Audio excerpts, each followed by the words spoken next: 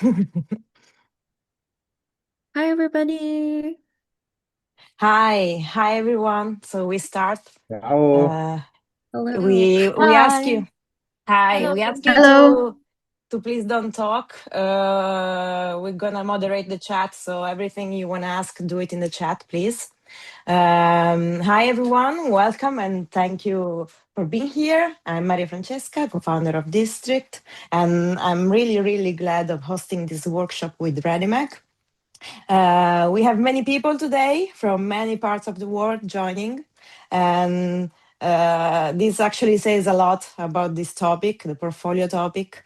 As I hope you know, District has been working with designers for many years. We started as a community, a newsletter actually, and now we've grown into a platform that connects actually 60,000, more than 60,000 designers and creatives with job opportunities. As I was saying, we run the Gazette, our weekly newsletter with curated content. We organize workshops, events as this one, and of course, portfolio reviews. And we work directly with companies that are building and scaling creative teams. So, as you can understand, portfolio are something that it's really important for us. A portfolio sounds like a simple thing is actually a kind of collection of our work, but anyone who's actually tried to build one of that knows that it's actually very hard to get it right, and not because of the work itself, but because it's not always clear what to show, how to show it, or what you're even trying to say with it. And that's exactly what's the workshop about today. I personally feel the partnership with Readymag like a natural fit. Readymag is a tool used by many designers to build their portfolio because it's easy, it's visually inspiring. But beyond this and beyond the tool itself, we're here together because they care. They care deeply about what makes a portfolio work and how to keep helping the community building it. So I'll be in the chat during the session. If something comes up, question, reaction, anything, drop it there. I'm reading everything and try to answer to all of you. We'll also have time for a proper Q&A in the end. So start collecting your questions and then we're going to select the few of them. Leading today's section is Andreli, a product designer and Readymag trainer. She's going to take you through the identity, structure, mindset, and then a live demo inside Readymag. Okay? Andrea, it's all yours and have a good time. Awesome. Thank you so much, Maria, for the lovely introduction. Welcome, everyone, to the Readymag Portfolio Workshop. As mentioned, my name is Andrea. I am a designer focused on visual and product design, and I'm super excited to be here on behalf of Readymag today. For context, let me share my screen. One second, so I can give you some context. Cool. So, for some context, I work closely with students, educators, and creatives around the world, running training and onboarding sessions to help them get most out of the ReadyMag platform. I've also been a loyal ReadyMag user myself, and I've used it for many years. I used it for my own portfolio and my personal projects, so you can assure I feel super at home inside the editor. Today, I'm super excited because we're going to look at portfolios from a slightly different perspective, not as something static or finished, but as a living tool, as you can see here. So, this session is really about understanding how to position yourself when building your next portfolio. So, throughout this session, I will be sharing tips and tricks, lots of inspiring examples by the ReadyMag community, and of course, showing you how ReadyMag can help you also create a portfolio that feels intentional, one, but also aligned with who you are as a designer, wherever you are in your journey today. By the end of the session, we'll be sharing a special discount so you can start building whenever you're ready. So stick with me and hang tight. One more thing, this is also an interactive presentation built entirely in Readymag. So if you have any questions as we go, as Maria mentioned, just drop them in the chat and we will get to them at the end of the session. Okay, I just said a lot, but before we dive in, I am super curious if you've used Readymag already. Could you please write in the chat, have you used it before? And in one word, how did it feel? And if you haven't used it yet, fret not, you can just write new. I love to see where everyone is from today. Okay, new. Ooh, we have a new user. Okay, new. Some people using it. Awesome. Well, wherever you are in your journey, new or old, thank you everyone for being here. Welcome to the session. Okay, let's begin. I'm just gonna scroll down here. Okay, so most creatives run into the same questions when we are building our portfolio. Where do I start? What do I include? And how can I represent who I am today? So a portfolio works best when it still feels like you tomorrow, not just who you are at this moment in time. And to get there, it really is about having some clarity, a bit of structure, and the right mindset to keep on growing. So for this session, our goal here at ReadyMag is to help you shape a portfolio that feels aligned with who you are and where you want to go next in this stage of your career. So throughout this session, we will focus on three main pillars. Pillar number one, your identity and your professional focus. Two, how you structure and present your work. And third and lastly, how you structure your mindset, plus how to use ReadyMag as something that evolves with you. Okay, let's get into it, shall we? So I'll be sharing a couple of exercises here and explaining them through, not for you to do now, but for you to kind of bring home and explore in your own time. So before we dive in, I'd love for everyone to take a second to notice how you feel about your own portfolio right now. Are we feeling confused? Are we feeling excited, insecure, or curious? So I'll give everyone a moment, have a think. Once you've got your quick answer, I just want to say that all of these feelings are totally normal, so fret not. I think from running past sessions with creatives from all kinds of backgrounds, we've noticed a few patterns. So a lot of people have a portfolio that doesn't fully represent them yet. Many also aren't sure where to start, what to include, and the biggest blocker usually isn't design skills, but it's more clarity on who you are and how you want to show up. So before thinking about things like visuals, layouts, tools, or templates, let's talk about, boom, identity. So your portfolio here isn't just a bunch of projects. It really is a tool that shows who you are as a creative and where you want to go next. It reflects how you think, what you care about, and the direction that you are choosing for yourself. So on the slide below, we've got a few examples, and they all feel quite different. Some are more minimal, some are more hyperactive, some are more practical, more refined, and some are a bit more experimental and bold. You can see here, we've got a couple of examples from our community. We've also linked them, so let me just click into one here. Ooh, I'm not sure if anyone plays Animal Crossing, but I've been well on my Animal Crossing grind.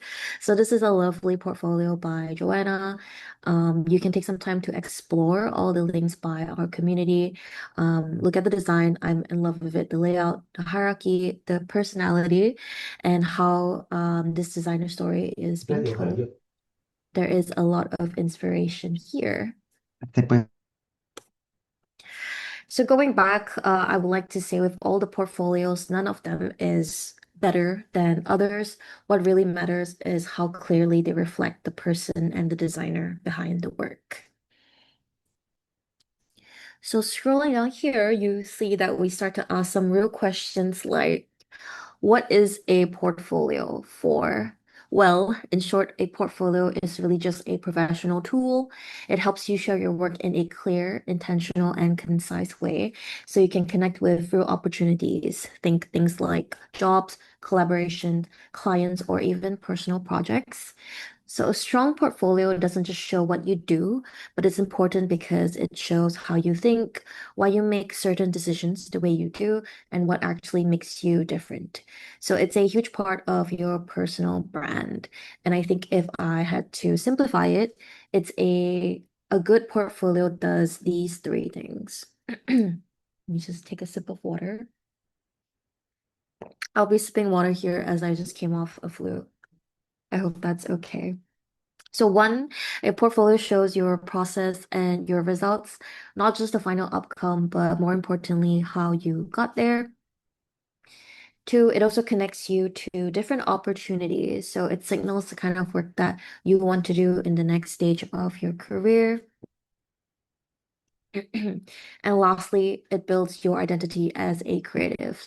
So this helps people understand who you are, not just all the work that you've done. Awesome. So before we start picking any projects, we need just a bit more clarity on something called direction.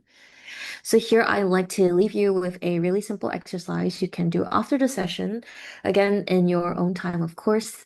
The idea is to help you be more intentional and make intentional decisions when you're choosing what to include in your portfolio, not just based on what you've done before, but where you want to go in this next phase of your career. So when you choose what to show, you're essentially choosing what you want to keep working on.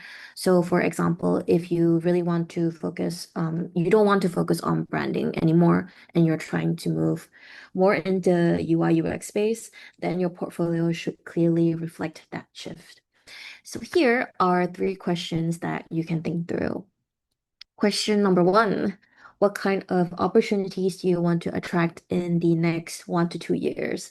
So not thinking that far ahead, I think 1 to 2 years is a really good gauge, and this can be anything, roles, collaborations, industries you like to be a part of, types of clients you would like to work with. Question two, what themes keep showing up in your work? Or what do you wish showed up a bit more? This is super important because sometimes we don't even realize our own patterns until we pause and give these patterns a name. Lastly, what kind of projects do you not want to take on anymore? This one's just as important. I think knowing what you are moving away from helps you be clear about what you want. Everything you do next, what you show, how you structure what you show, and the story you tell should tie back to this. So think of this as your rock or your foundation. Remember that your portfolio isn't just a record of everything you've done, it really is a tool to shape what comes next. Cool. So now that we have a bit more clarity on direction, we can talk about the structure, the meat, or what actually goes into your portfolio. So one way we like to think about this in Readymag, and it's super helpful when things start to feel a bit overwhelming, is we've broken it down into what we like to call the 60-30-10 formula, which is what we have visualized here. So it's not a strict rule, it's more of a guide to bring some order to everything. So on the left, you can see that 60% is your projects in your portfolio. And this is the main thing. This is where people are going to spend most of your time. So your project should show how you think, how you work, the decisions that you're making, and what came out of those decisions. Cool. Okay, moving on. In the middle, somewhere, we have 30%, and this is your about section. Remember that your about section isn't your CV, but this is more of your voice and your story. It's where people get a sense of your POV, point of view, your background, your approach, and what you really care about. It's where you also show why you design the way you do, which is really important. And then finally, on the far right, we have the last 10%. This is reserved for your wow factor. So this is something small but memorable in my opinion.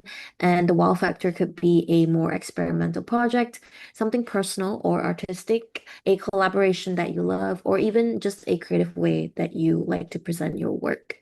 It's a little moment where someone looks at your portfolio and think, ooh, this person has something special.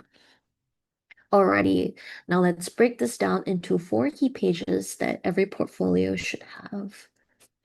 Scrolling a bit down. Thank you.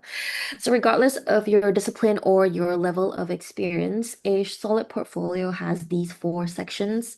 Let's go through them one by one right now. So one, your homepage. I'm sure everyone is familiar with this. Your homepage should communicate three things in less than 5 seconds. So who you are, what you do, and what you're interested in right now. This page really sets the tone visually and conceptually. For your homepage, make sure to keep it short, clear, and most importantly, human. We love a strong tagline. I feel like this often works better than a long and lengthy introduction. Here at the bottom, you can see that we've linked some lovely examples by our Readymag community. Let's click on one together.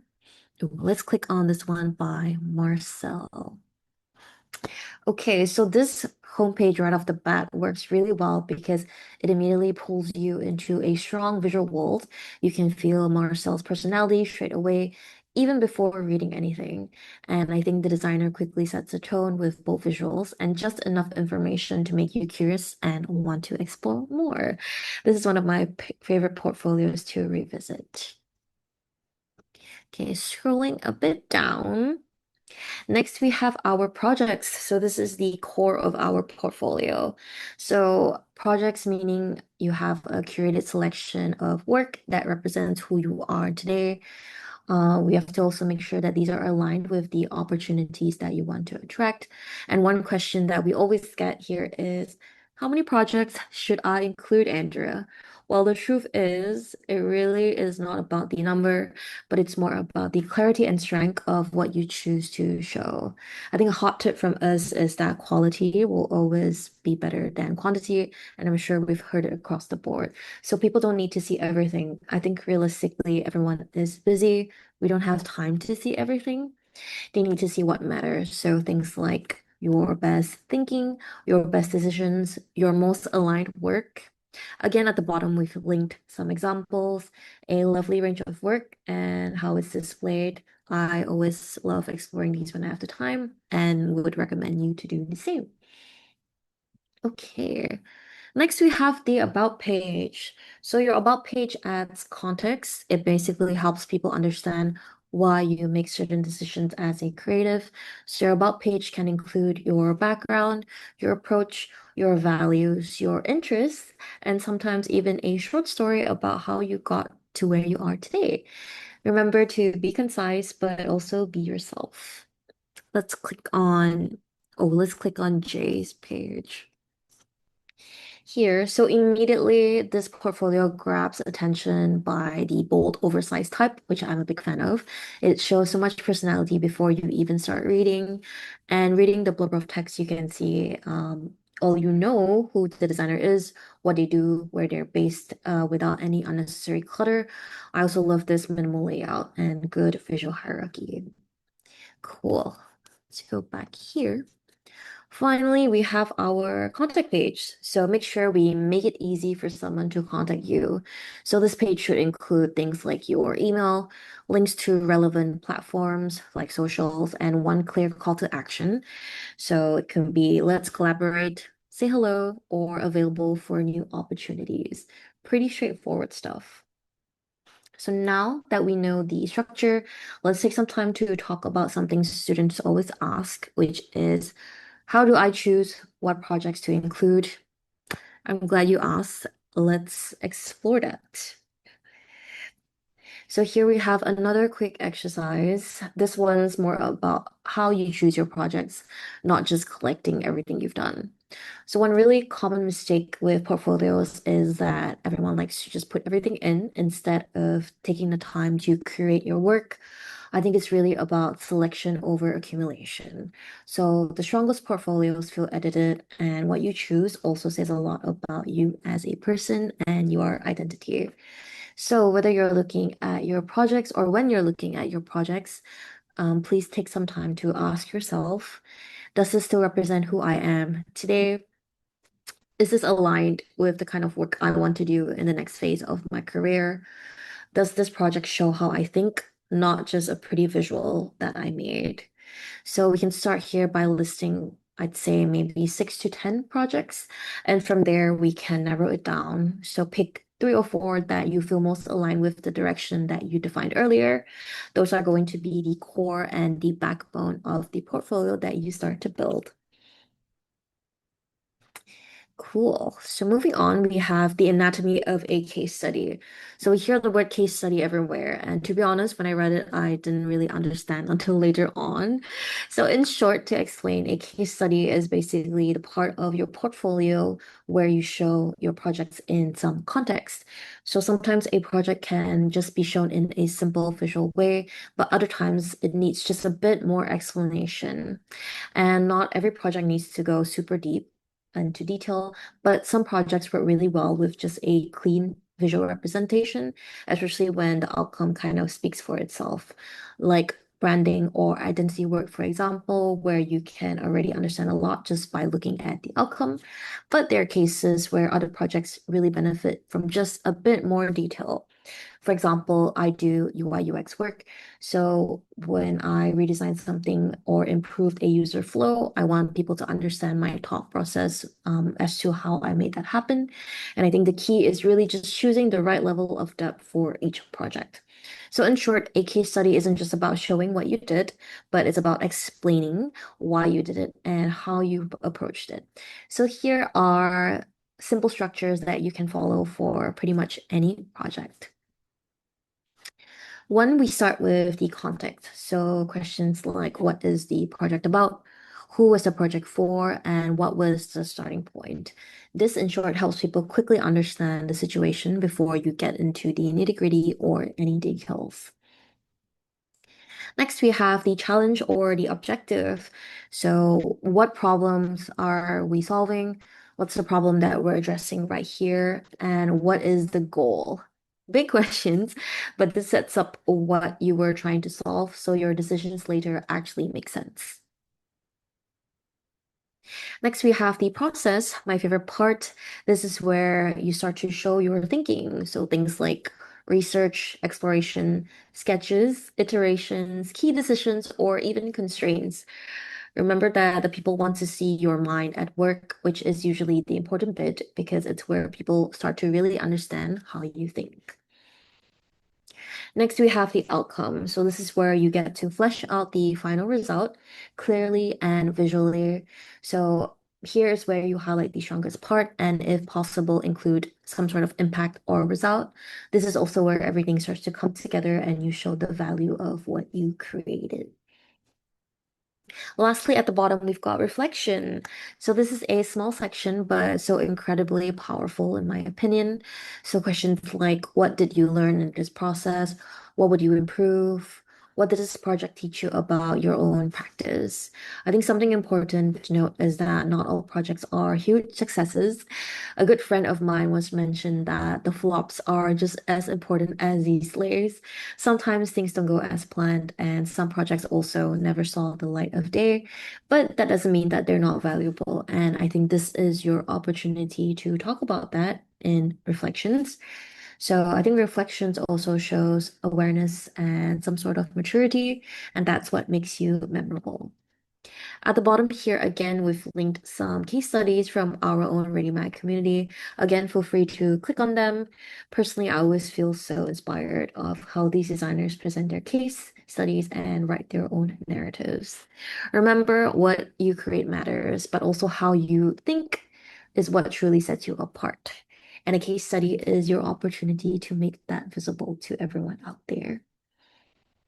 Okay, we're making amazing progress.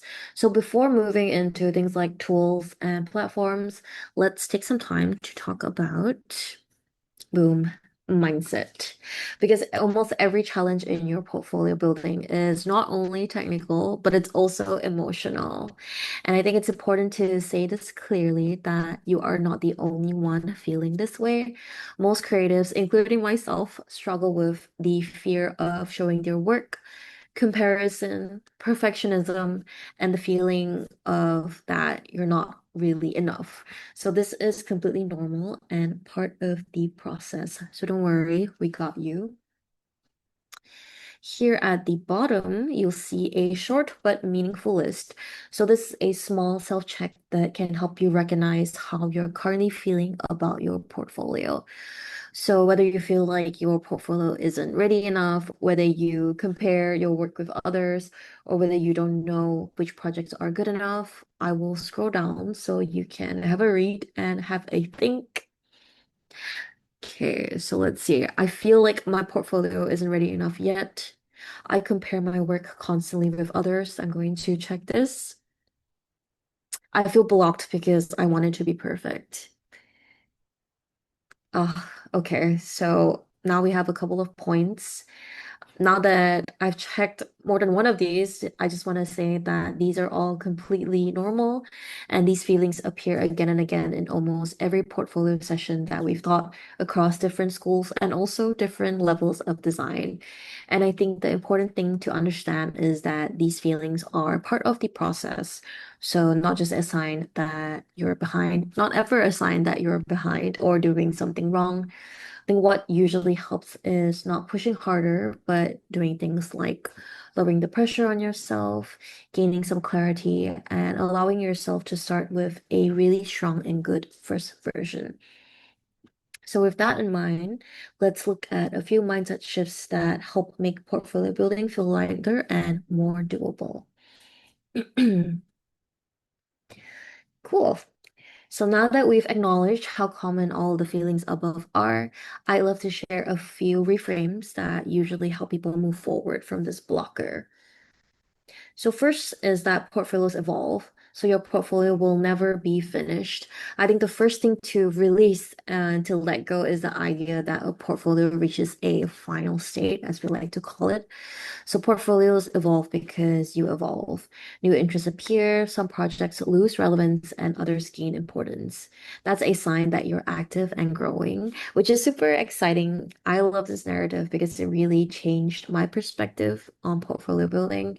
Because as I grow and evolve, my portfolio can also do the same. Next, we can aim for a really strong version 1 or V1. So V1 is the real milestone. A portfolio that exists is indefinitely more useful than one that only lives inside your noggin or your head. So a clear version 1 allows you to get feedback from your peers, see your work in context, and also improve with intention.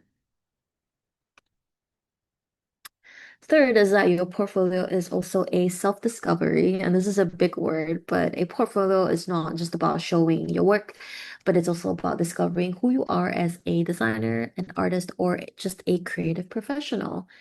By choosing projects, writing descriptions, and structuring your work, you'll start to see some sort of patterns of things that excite you, what you want more of, what you're ready to leave behind. I think the key message is that this process reveals the direction that you want to take. Okay, water break. Thank you. So we've talked about a couple of things, identity, structure, mindset. Now is the exciting part. So let's get a bit more practical, shall we? Let's talk about how you can actually turn all of that into a living portfolio. So one of the reasons why I love Readymag is that it gives you a lot of freedom to keep reiterating. You don't have to rebuild everything from scratch every time you want to make a change. It really is made for creatives to publish work in a visual way without too much friction. So here are a few reasons why Readymag is awesome for portfolios. So first things first, it's great for something that evolves. Your portfolio isn't static, remember, it changes as you grow. And with Readymag, you can update your pages individually, add or remove projects easily, move things around visually. So it kind of grows with you instead of feeling locked. Second, you also get a lot of creative freedom. So you can start from a blank canvas or a template if you like, and shape it into something that actually feels like you, not something generic or over standardized. So this is especially nice if you're doing something like multidisciplinary work. art direction, editorial, or anything a bit more experimental or process driven. So we have that flexibility with us. And third, it's made for creatives with absolutely no coding needed. And this was awesome for me because I don't know a word of code. Everything in Readymag is visual and drag and drop, so you can really focus on the important stuff, things like your visual language, your storytelling, and how you structure your content, not just the technical setup. So it's pretty easy to get started, but still gives you a lot of room to push things creatively. So here is a quick overview of some of the core features inside Readymag. On the left, we've got free layouts. So in Readymag, you will have complete creative freedom where you can create unique designs. We also have customizable templates. So you can see here we've got templates for editorial, presentation, landing pages, portfolio, and e-commerce. Anything you're looking for, we've got a template for that. We also have advanced type on the right. So graphic designers love this. This is a great way to enhance your design aesthetics and readability. We also have an option for embeds and code export. So this is if you know code. So you can add third-party tools and integrate student works into other platforms as well.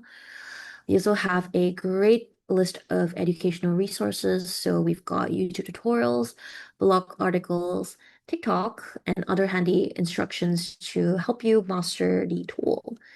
We also have heaps of collaboration tools. So whether you're working with colleagues, working with a team, this is where you can leave comments and assign design tasks. We've got presets, one of my favorites. So this is where you can tailor pages with ready-to-use widgets, which we'll walk through a bit later. We've got direct video uploads where you can seamlessly add high quality multimedia content. And lastly, we've got built-in animations. So whatever you're after, we've got the tool for you. Now I'll show you a quick demos. Oops, sorry. So at the bottom, we've also linked, I guess, video tutorials, a help platform, a forum. This is where you can ask questions as well as our Readymag blog. Cool. Okay, to the demo. Here we go here. Before we jump into the demos and the examples, I especially want to briefly show you Readymag from the inside. So this is especially for people who are new. This will help you understand where things live and how the Readymag editor is structured, and also why many of the interactions you see later are a lot simpler than we think. Let me just bring up the editor space.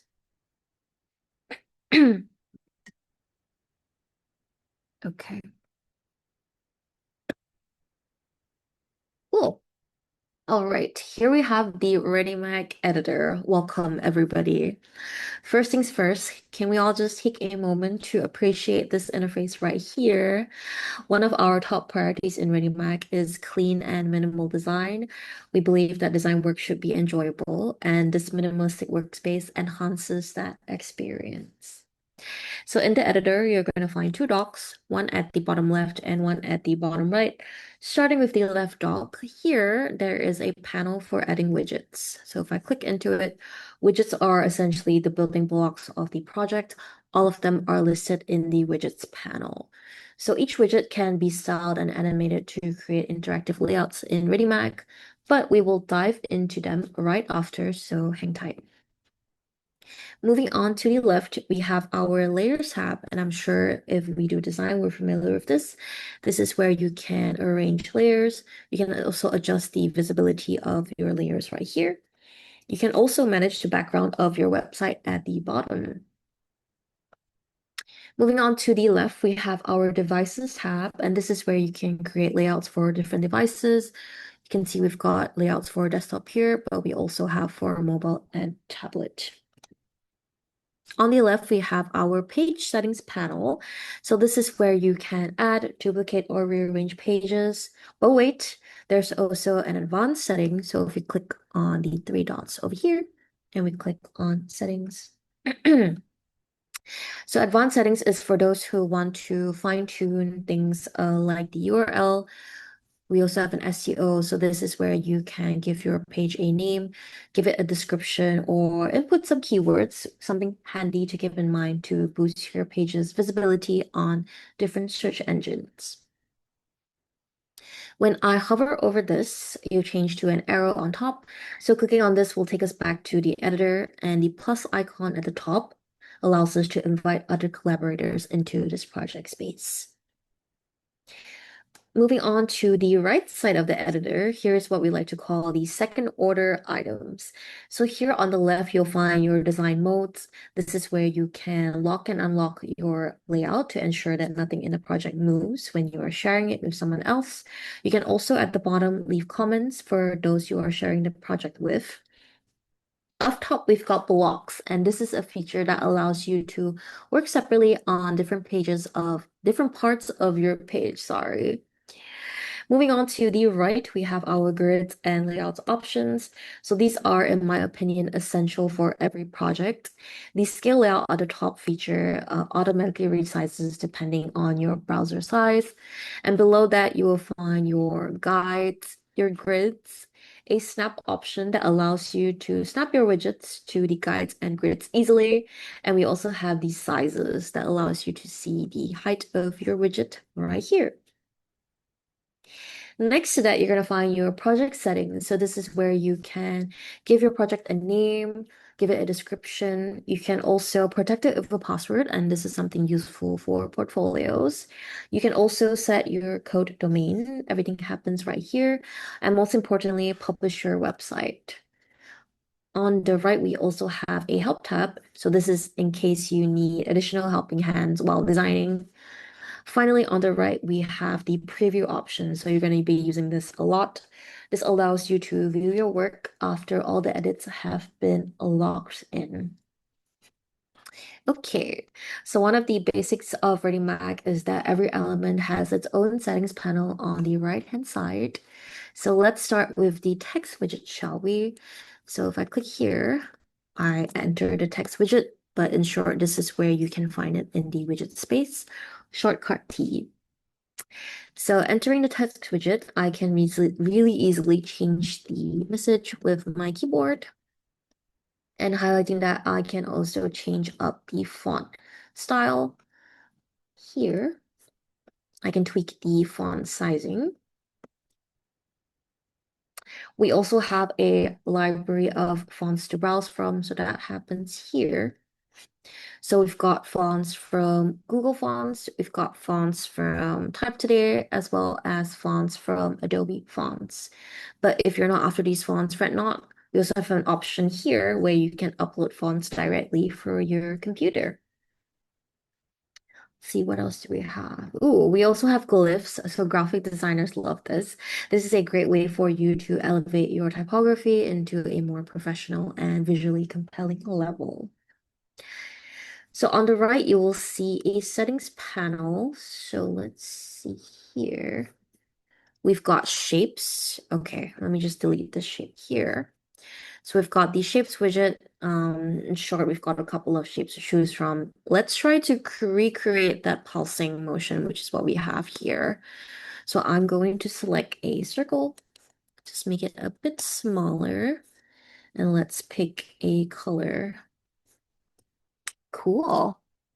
And this is where I want to pause for a second because this is where animations live. So in Readymag, every widget can be animated, and this is what allows us to create things like movement and interaction in a very simple way.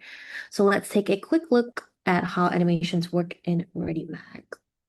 So in short, animations in Readymag are applied directly to your widgets. That means you can animate things like text, images, shapes, any element on the page, basically. So let's have some fun by adding some animation to the widget.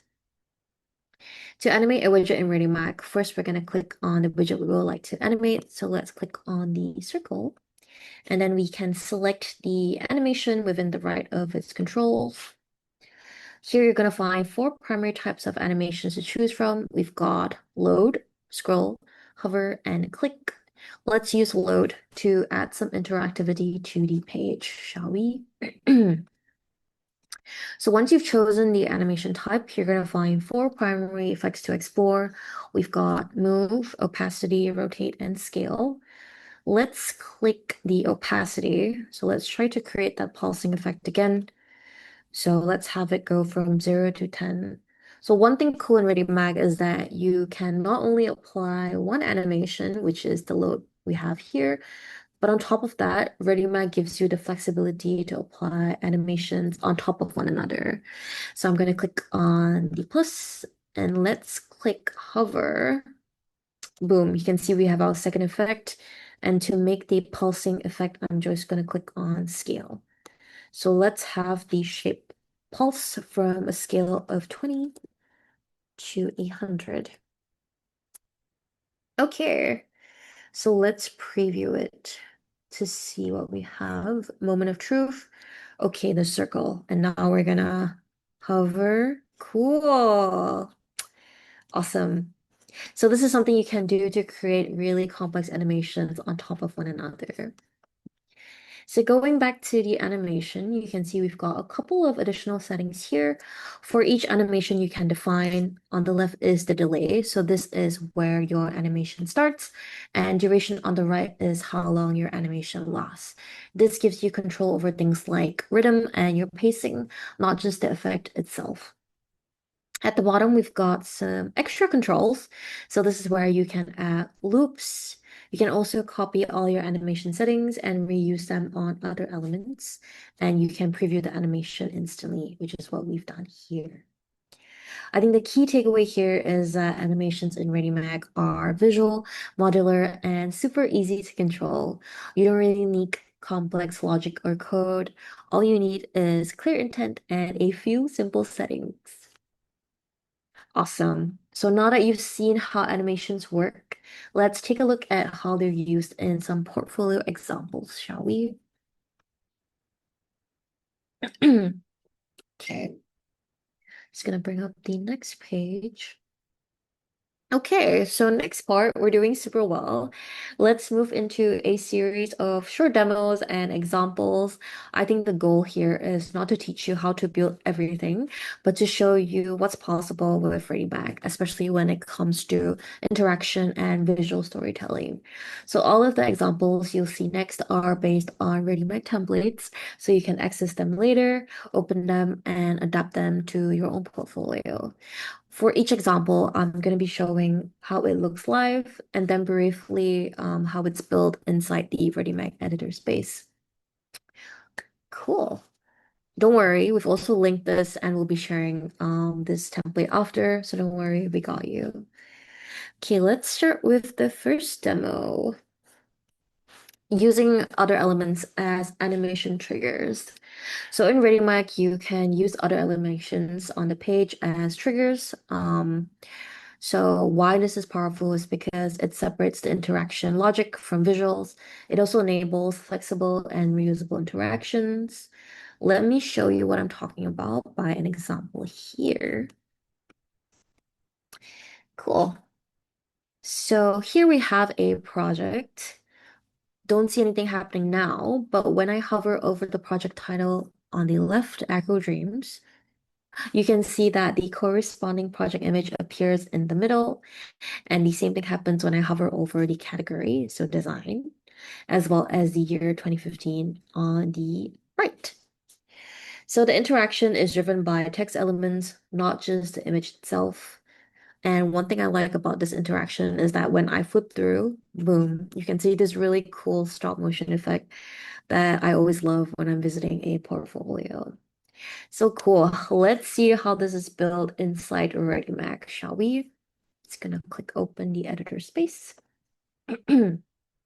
So we're back at the Readymag editor. Okay, we've got a lot of layers. Let's break it down. So let's click on the image here.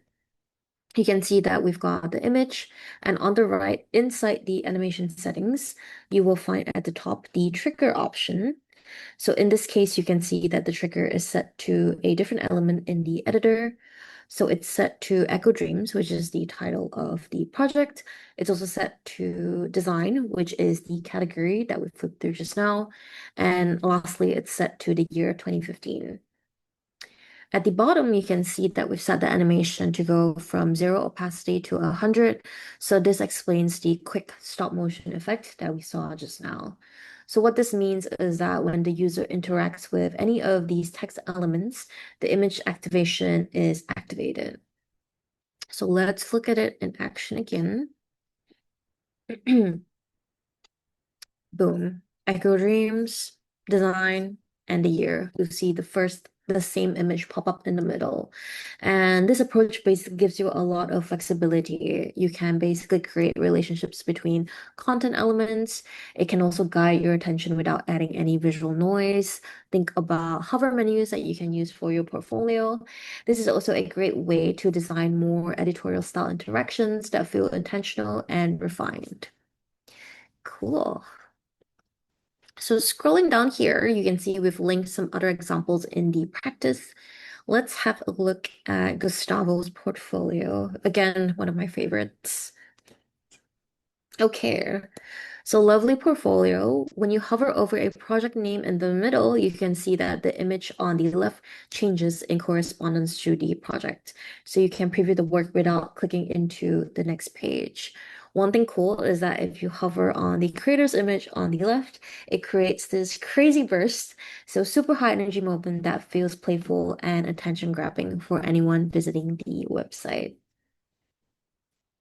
Cool. Okay, so moving on to the second demo on screen, positioning and scroll-driven animation. So this example introduces two important concepts working together. One, positioning, and two, scroll-based animation. They're both simple features on their own, but when combined, they allow you to create very expressive motion effects. Let's break it down, shall we? Cool. So here we have a fresh template, and in this case, you see a large title. It stays fixed in place, but when I scroll down, you can see that the opacity starts to become a bit lighter. It changes gradually, and a tile of work moves up as we scroll down. So really simple interaction here. Let's see how it's built. So clicking into the editor, okay, welcome back to the editor space. So when I click on the title, you can see that we've got a couple of things going on here. First is this pin, and this is called positioning. So you can find it on the right side of the editor. So in short, when positioning is enabled, the element stays in place while the other content scrolls around it. You can see that the title text is fixed at the bottom of the screen, which is why it doesn't move. At the bottom here of positioning, you have a couple of options whether you want your widget to stick on all pages and above all pages. This is essentially good for things like menu bars. You also can stick your widget to page edges. Cool. Next, you can see that we've also added a scroll-based animation. That's why when we scroll down, our tile of work moves up. So again, this animation is triggered on scroll, and the action is super simple. You can see that the opacity changes from 100, which is full, to 20 as the page scroll. And we've set it to a speed of 1, but as with any design, feel free to toggle the speed to your liking. So let's preview the result.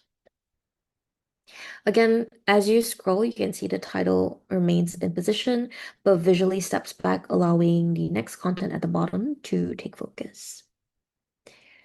So this kind of interaction is super useful when you want to introduce sections smoothly. You want to also create some hierarchy between content or add some sort of motion without overwhelming the page.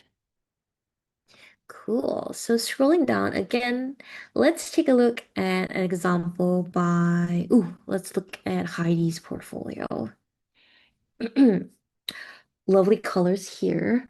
So right off the bat, as you scroll, you can see that the creator's work kind of reveals itself the more you scroll. Oof, the work is coming from every direction. And because it's a scroll animation, when you scroll backwards, you can see that the animation goes in reverse too, which is super cool. It feels like you're slowly uncovering everything instead of just seeing everything at once. And it also makes the entire experience feel way more engaging and super fun. Cool. Awesome. So let's move on to the third demo. Here we have one of my favorites, the drag option. Okay, so drag in short is super playful. I love stumbling upon this whenever I'm on a website, desktop, or mobile. This type of interaction allows visitors to grab and move elements freely, creating a hands-on experience, pun intended. So let's look at this page here. Just going to preview it. You can see that our widgets are floating, but I also have the option to move and stack them around like so. So let's break this down. Okay, so we're back at the editor. And before we focus on dragging, let's quickly take a look at how these elements are animated, shall we? So clicking on one of the element, I can see that I've got my animation set. So I have it animated on load. That's why when our page loads, our 3D elements start to hover. It's hovering in a small state from 33 to 4. And you can see that I also have the Bezier. So in short, if you don't have the Bezier enabled, your widget can only move in a straight line. But because we have the Bezier enabled, you can see that we have moved our widget in a curved manner, which is always cool. So we won't go deep into this animation since we covered it in previous demos. So one very useful feature in Readymag is that you can copy, um, let's say we want to copy all the animation styles we have on this widget to widget number 2 over here. How do we do that? Okay, first, all we have to do is click on copy all settings at the bottom. And then next, all we have to do is click on the widget we would like to paste the settings on. So widget number 2, click on animation and boom, you can see that our settings now are pasted there and then. So this is something you can do to speed up your workflow. Cool. Okay, so now let's do the super hard part. Let's make elements draggable. So 2 steps. 1, select the element, and 2, all you have to do is click on the function here, which I've already clicked on. So you can see now when we preview it, elements are moving. These are moving together because we pasted the same animation, and we can start to move the elements around like so. When you combine motion animations with the drag behavior, you get interactions that feel more alive and more intuitive without adding any technical complexity. So why this works well in portfolios is that this kind of interaction is great for more, oops, let me bring up the page. This kind of element is great for more experimental layouts, which is what we have here. Also, projects where exploration is part of the concept and part of the experience. It's a simple setup, but it creates a super memorable experience if you're asking me. And again, these examples make the work feel more hands-on and intuitive. I love this one that is essentially a toolkit. So instead of scrolling, you can click and drag to explore different parts. Cool. Okay.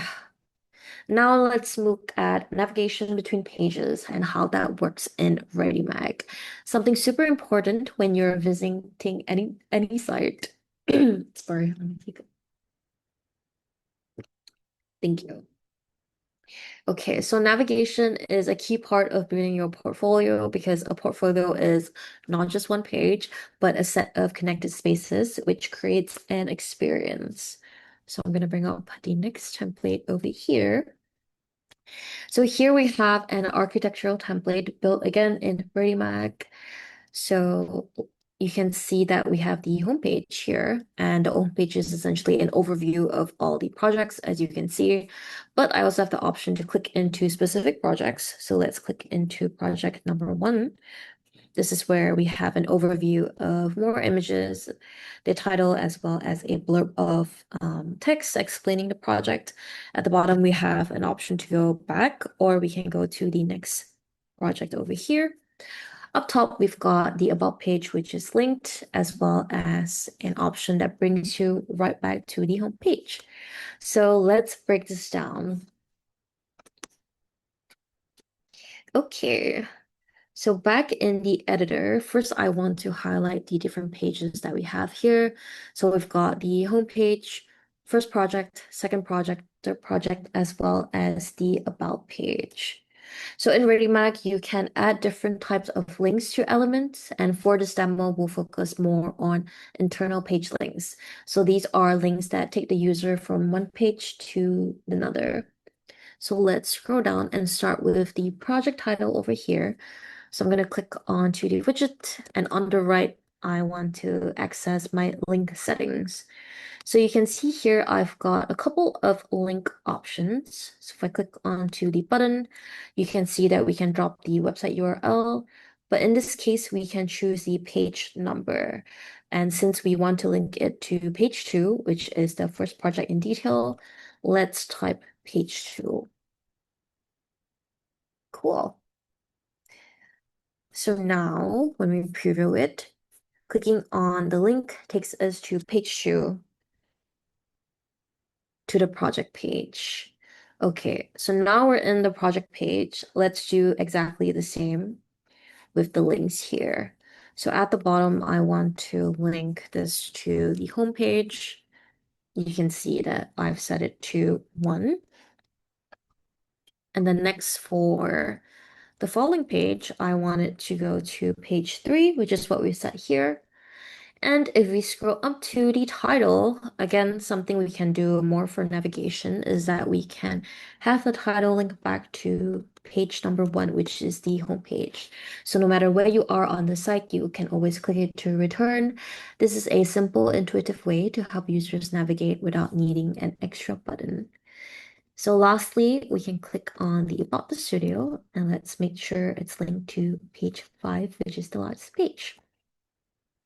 This is so that it's accessible, again, from anywhere in the site.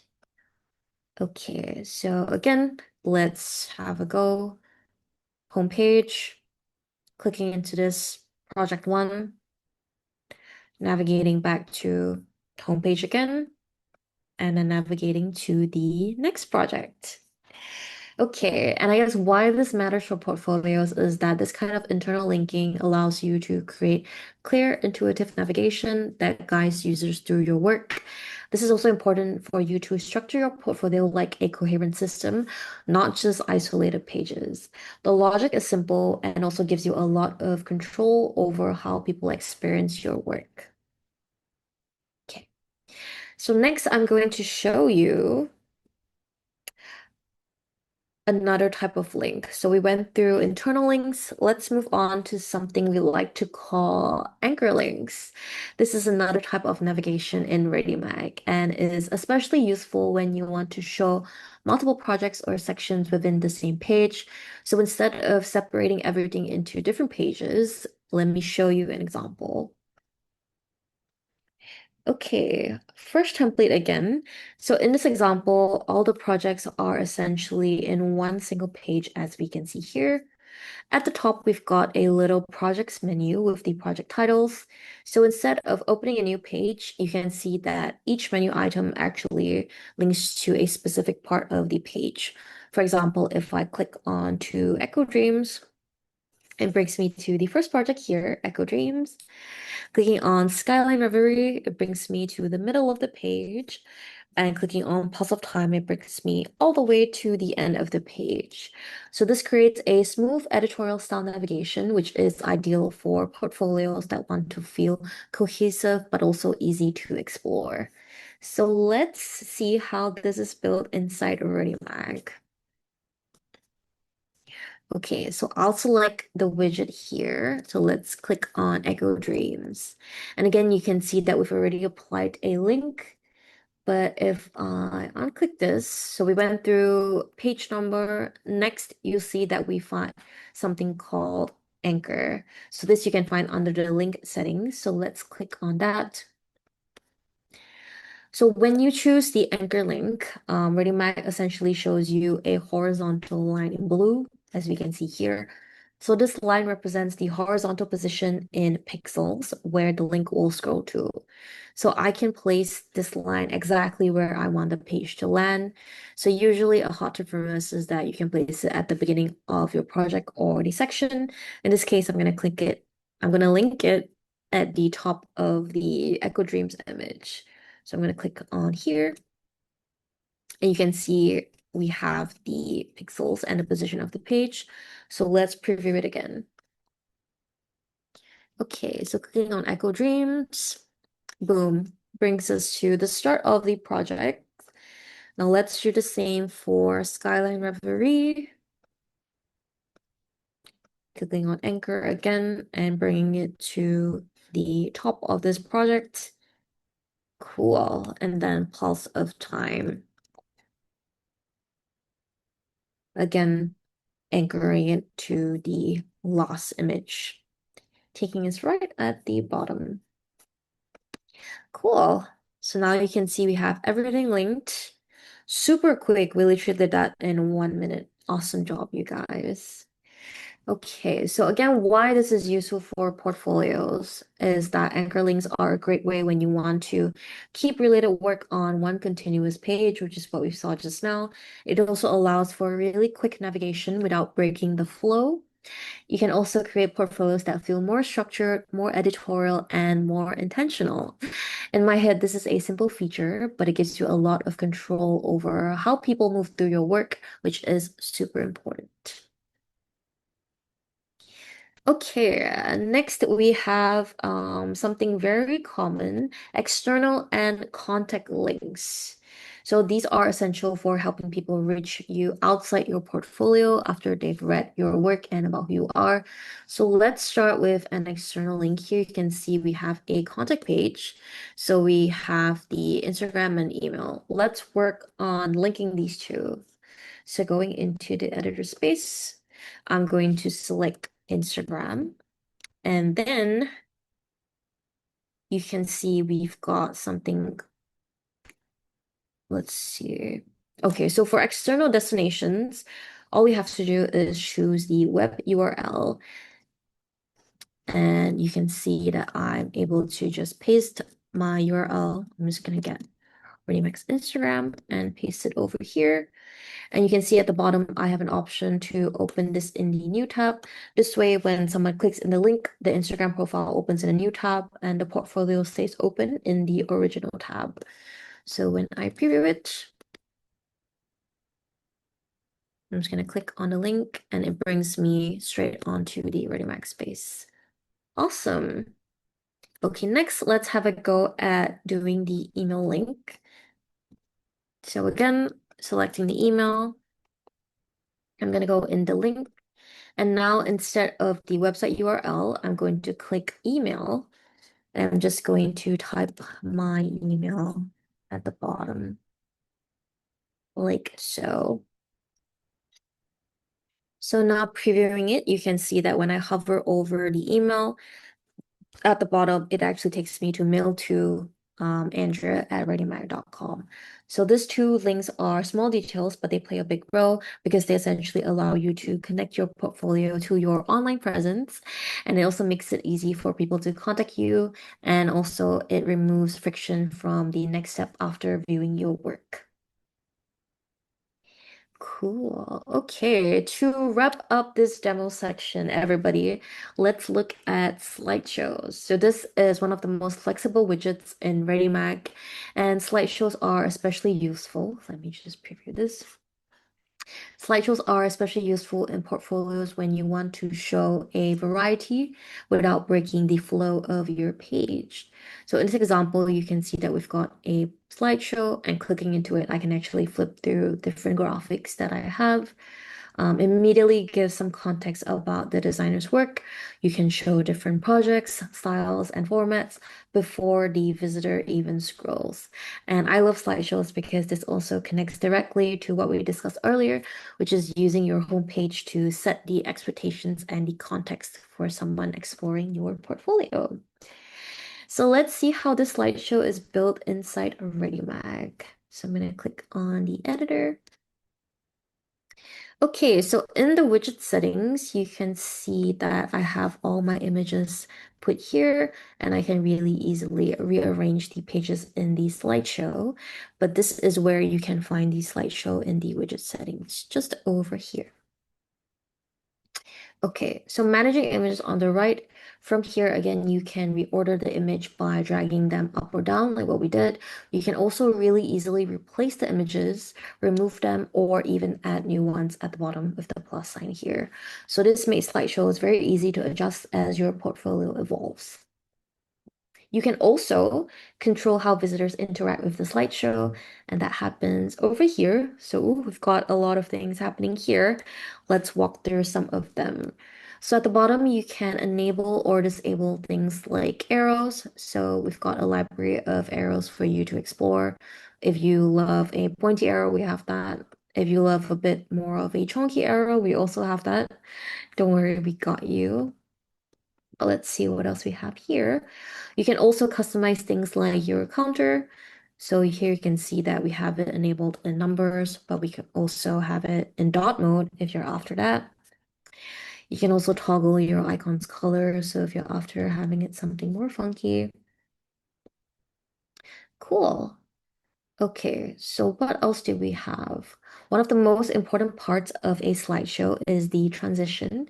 So there are two main types, as you can see here. So we have the slider or the crossfade. So a slider, I'm going to show you how it is where your image moves horizontally, like so. Pretty cool effect if you ask me. And a crossfade is what we have just now. Just going to pop it up for you again. So this is where the one image fades into the next. Ooh, can't really see my crossfade. Not sure why that happens. Let's see. Cool. Okay, now we can see the crossfade effect. So with every effect, each one creates a very different feeling.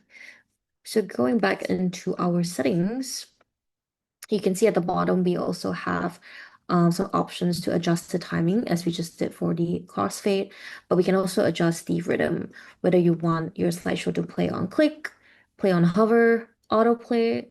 So a lot of things for you to play with. And I think by combining the trigger type, transition style, and timing, you can create very different interaction patterns by using the shape widget. Cool. So in short, let me click back here. Yes. So in short, slideshows are a great example of how Readymag lets you shape not only what you show, but how people experience your work. It's a small configuration that can lead to completely different outcomes without adding so much complexity. Cool. Let's go here. Oops. Okay. One moment here.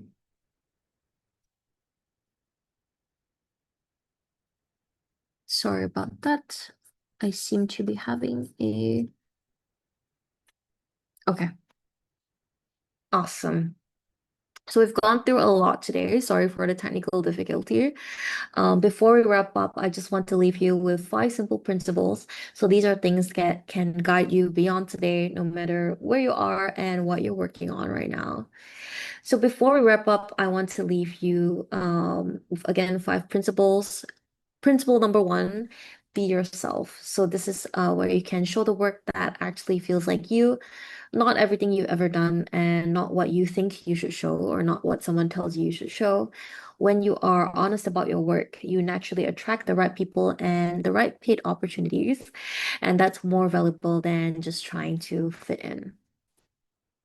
Two, keep it alive. Your portfolio evolves with you.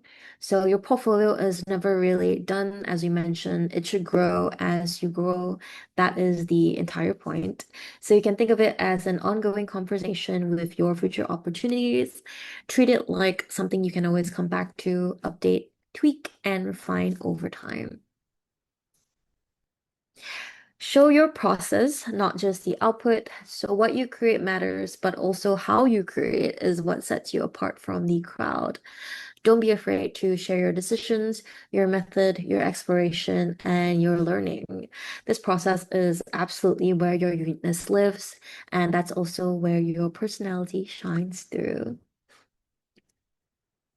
Next, balance clarity and creativity. Of course, again, visuals matter, but clarity is what makes your work understandable, accessible, and memorable. So you can think of your portfolio as a blend of identity and structure. Make it beautiful, make it intentional, and make it easy to navigate. Lastly, design for your future, not your past. This is perhaps the most important principle. Your portfolio is not a museum, it is a direction. So choose projects that point towards where you want to go next, not only what you've already done. So this single shift can transform your career. So we're at the tail end, everybody. Here's what will happen today. So first things first, you will receive a full presentation. So this presentation with everything we've covered with the links will be sent to you so you can revisit the frameworks and start building at your own pace. I am super excited. Two, as you can see here, you also get a Readymag discount. So as a thank you for joining our session, regardless of where you are in the world, you can use the promo code District Workshop to get 3 months of freelancer plan for free, valid until September 1, 2026. So this code will give you access to hopefully create your portfolio with more flexibility with all the tools that you've learned from today. So you can begin your version 1 right now. And if you have any questions, you can also email us at support@readymag.com. We've got support agents working around the clock and should respond to you within 1 business days. Lastly, we would love to see what you create. So whenever you publish your draft, even if it's simple or a work in progress, a whip, we genuinely would love to see it. We feature student work regularly, and ReadyMag is always excited to spotlight emerging creatives. So if you want to share your work with us later on, please do. We've got your back and are absolutely here to support you. Finally, I just want to say thank you everyone for your time, your energy, and your openness today. Building a portfolio is not just about showcasing work, but it's also about understanding who you are, where you're going, and how you want to show up in the world. So I hope today gives you some clarity, confidence, and a strong starting point. And remember, your portfolio is a living tool. So let it grow with you, and we're super excited to see everyone's work in action. Thank you. Wait for a Q&A, please, because I Okay, think people yes, are yes. going. Oh, They yes. think Oh, sorry. I it's was over. gonna say we'll open the floor to some questions right now. We'll just open the chat. Perfect. So there is actually first Federica, if she wants to actually make the question. Yes, go. Hi, yes, thank you. Can Yes, you hear yes, I me? can hear Yes. you. Yeah, Nice to yeah, go, meet you. go. Hi, nice to meet you, and thank you for the presentation so far. I wanted to ask, in case you're more of a generalist kind of designer, so you don't focus on just one technical skill, how do you balance like showcasing the variety of your work without making it look confusing for an employer and making it look like, what am I hiring, you know? Oh, awesome. First off, thanks for your question.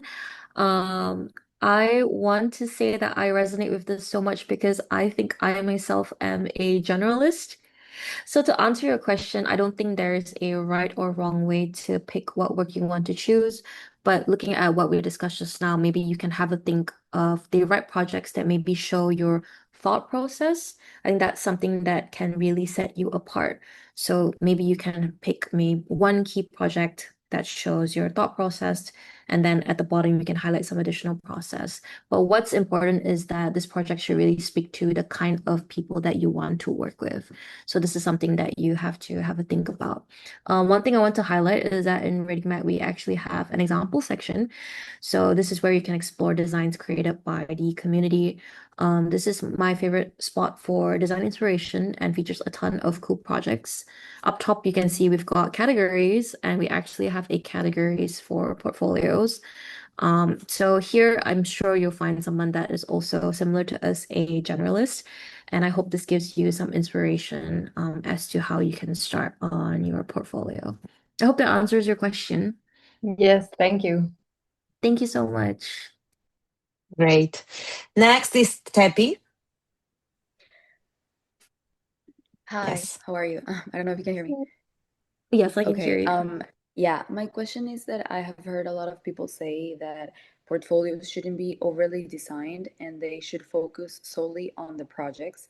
So I want to know, like, what's your take? What do you think about that? Because at the end, what do you think it's better to have like a super clean and minimal portfolio that showcases the projects, or to have a portfolio that also speaks about the personal style of the designer, while also showcasing how that personal style may translate into the projects that the person has made? Awesome. Thank you for your question. Let me have a think. That's actually a really good question. Again, there is no right or wrong. I think people access your portfolio because they want to know a bit more about you. And I think this can happen in a couple of ways. Obviously, it's important to show your project. I think this is where you can have a think and utilize the 60-30-10 rule. So when someone enters your project, what do they take in? Maybe they can start with just a short blurb about who you are. And this is super quick because realistically, we don't really have much time. So you are XYD designer, and then maybe quickly at the bottom, you can just have a good number of projects that you can show them. But to answer your question, there is no right or wrong way to lay out your projects, whether in a grid or whether in a way that you can drag them around. I think what's important is how you communicate your work and what you decide to show. But personally, I love entering a landing page and already seeing like the projects or at least just some good visuals because that's always nice. And I think that's what makes someone stay on a page instead of moving quickly away. Thank you so much. I hope that answers your question. Yeah, perfectly. Thanks. Thank you. Great. Simona, do you want to go for the question? Yes. Okay. Hi. Sorry. Yes, sure. Well, I was wondering, what's best to show when you sign some NDA contracts, and so you don't have like real clients project ready. So you have like work in progress projects that you just started. What's best to show how many projects you should have ready, or you know, I don't know what's the best approach in that case. It's kind of confusing for me. Awesome. To reiterate, were you asking how you can show projects when you've shared NDAs? Is that your question? Kind of like mostly, what's the best approach? Like show just the work in progress case studies, or I don't know, like concept projects or stuff like that. Ooh, yes, this is very tricky, tricky question. Again, there's no right or wrong answer. I think one thing I did, just because obviously you sign a contract for a reason, but I actually took a project that I did and I took some time to rejig it a little bit and to make it my Mhm. own, but the lessons actually stayed the same. I know this isn't exactly showing the work that you've done, but the ideology and the train of thought is a bit different. Although I'm not sure if this is the best way because I ended up spending a lot of time on it. But then I think I communicated all the lessons that I learned. Another way is I think you can share across a project with a password maybe, or this is just something that you can share, like flip through from your computer. Again, there's no right or wrong answer. And I'll leave you with these to have you like figure it out. I hope that Thank answers your you. question. Sorry. Okay. Oh, there is Sidika. Go, please. Siddiq. Okay. Yeah. I'm from India and I'm a student right now, undergraduate. And right now I'm just organizing all my projects to create a portfolio for internship. And I'm very confused about how should I organize my projects, what is necessarily impactful and not. And I don't know how industry right now works. And I want to know that how do people judge a portfolio, rather a project, and the thought process, which is very important because right now I am not able to put in my thoughts and my design process in those way which I expect from myself. Oh, first off, thanks for joining from India. I assume it's like quite late in the night now because I'm in Malaysia. So it's nighttime. Okay. To your question, I first off want to say that whatever you're feeling is 100% valid. I think sometimes it's like so easy to get overwhelmed, like where do I start Yeah. and like I think what you can do is take a step back and maybe figure out maybe what kind of clients you would like to work with first, because there's so many. There's like more editorial, there's more like agency. So maybe this is a question that you can start from. Have a look at some of their websites and see how they talk about their work. And then maybe you can have a look at your work. And this is where you can start the curation process. Okay, like which of my work speaks to this agency or this type of work? And if I don't have anything, do I need to do up a mock project to showcase my design skills? I think from there, you would start to have some sort of framework on what to do. And I just to just give you a helping ground with Readymag, we actually have templates. Sorry, let me just bring up the page. Ooh, I've lost the page here. Okay, so if you scroll up, we actually have a selection of templates that you can explore. So we've got templates for company websites, landing pages, again, portfolios here. And there's also a filter where you can explore filters, templates by the community, as well as templates from the ReadyMag team. So say if you don't know where to start with your portfolio, you can actually click on any template here as a good starting ground. And if you click on this, you can actually preview it in your editor space. So let's just do a quick demo here. So blurb of text explaining who you are with all your projects. If you feel like this template resonates with your design and what you want, all you have to do is click on copy template. And from there, you'll be able to edit things like the animation, replace the images of your project, change the animation name. So this is a great way for you to not start from scratch.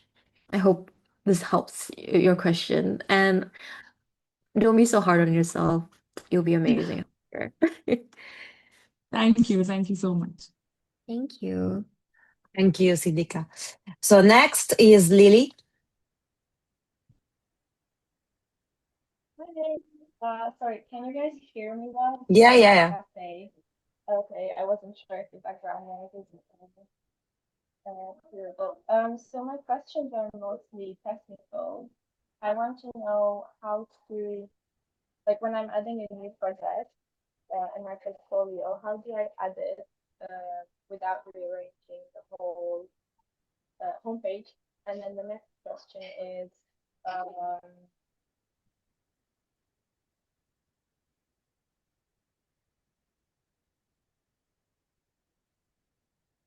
yeah, so about the filters, like how do I filter if I just want to, for example, look at one genre of projects? Like I have a lot of different kind of projects, like branding, illustration, animation. And is there a way to filter them on the Reading? Okay, I couldn't quite hear you, but you've got to the Sorry. first question. Sorry, I heard the filter question.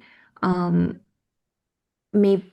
Oh, could you repeat your first one? Sorry. Yeah. The first question, how do I add a new project to my homepage without rearranging everything? Like if I want it to appear on the top. Okay, so I guess it depends on the kind of experience you have for your portfolio. Is your portfolio a single pager like what you mentioned, or is it different? It has multiple pages, but Okay.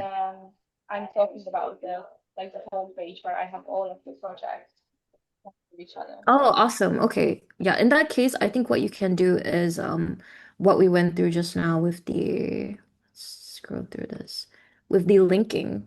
So this is essentially a project that links your projects in the homepage. Was this what you were referring to? So in my head, you could actually just put in an image or a text and then add a link into the homepage to your project page. But it depends on how you build your portfolio. In this case, we have individual projects laid out in different pages. So we've used links to link the projects from page 1 to page 2. And I don't know if you heard my other question. Oh, yes. And to the filter question, I think a great way to filter projects out, we don't necessarily have like a filter per se, but what you can do with Readymag is you can actually have a menu. So under Readymag, we've got presets. This is a bit more advanced, but essentially there is a preset for everything. And under the menu, you can actually have a menu that sticks, for example, at the top. So if you click here, for example, you can see that I've laid out all my like menu bars here. And if you would like, you can actually change this to, for example, be like your different kind of like editorial and stuff like that as well. Not necessarily a filter, but that you can also link your projects accordingly. So if I click on editorial, then you would link your project there. So not directly answering your question, but I think the logic is similar. Okay, thank you so much. And sorry Thank about the you. noise. Oh, no worries. Thank you. Do we have It's any more okay. questions before? Yes, we have Linda. Do you want to go? Yeah. Hey, hello. Hello. Thank you for your presentation.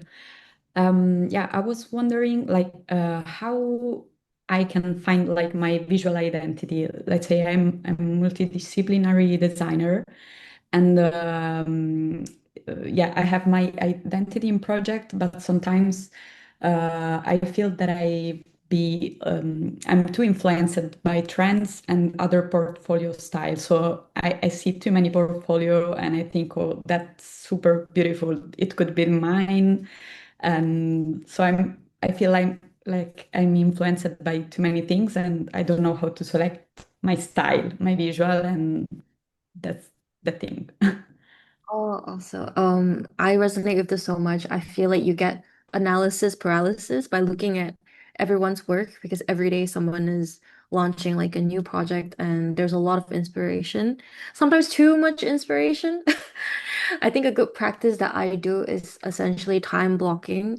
So what I did for my own portfolio is that I allocated 20 minutes and I went to look for reference images. So these are things that I feel inspired me for visual identity. And then after that, I tried to recreate some of them. I think sometimes when you start off recreating an image, yes, it might be the same, but the end product, because of how you think, how you translate it, and your tools, it would always be a bit different.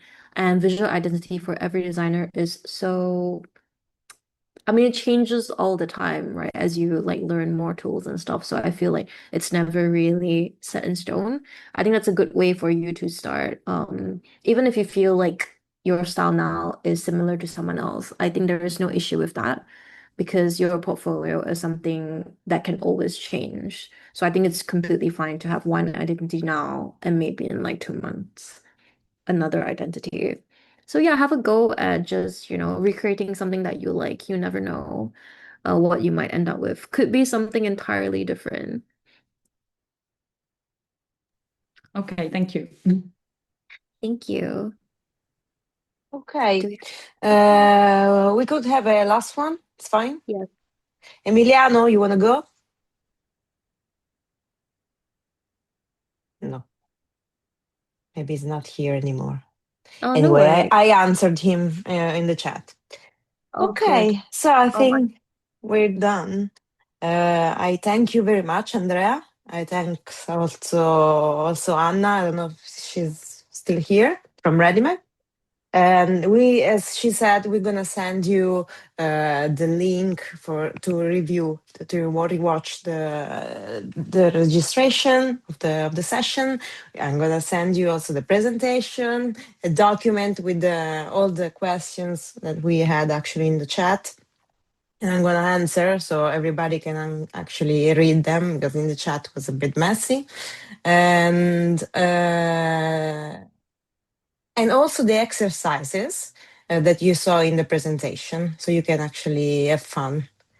If you want, everybody who wants actually can send me their portfolio on my email. It's mariafrancesca @thedistrict.com, but I also actually send it in the mail. So thank you all very much. I hope you were inspired by this. Okay. Thank you very much, Andrea. Bye bye. Bye, guys. Bye. Thank you so much for organizing. Ciao. You're welcome. Ciao, ciao.